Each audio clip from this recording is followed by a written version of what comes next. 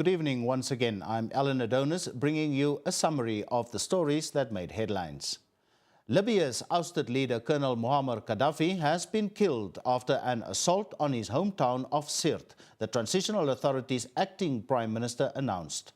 Mahmoud Jibril told a news conference in Tripoli that it was time to launch a new united Libya. Video footage has been broadcast around the world showing a battered body claimed to be that of Colonel Gaddafi.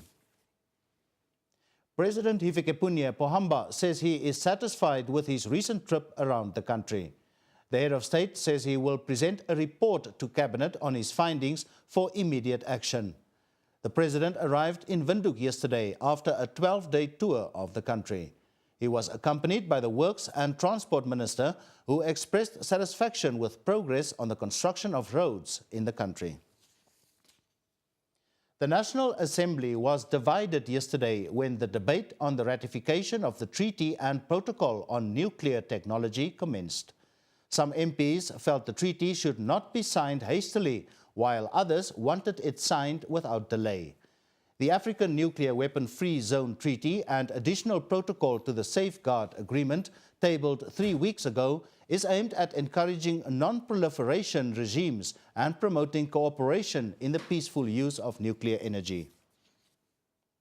In business news, the Chamber of Mines of Namibia does not agree with government's views about the mining industry's contribution to the country's gross domestic product. The Chamber's President, Mark Davey, believes that the current indication of the industry's contribution to GDP does not reflect the true picture. Davey was speaking at the Chamber's presentation meeting with stakeholders.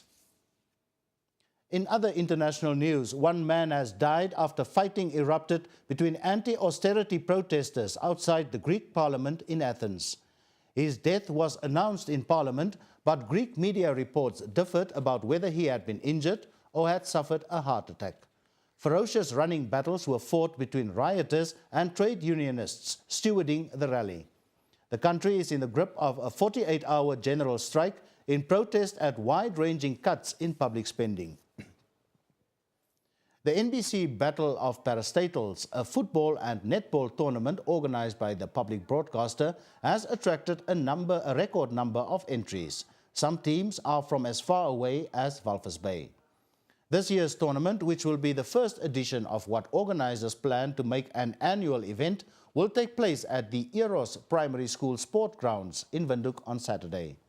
10 netball and 17 soccer teams will compete for cash prizes and trophies.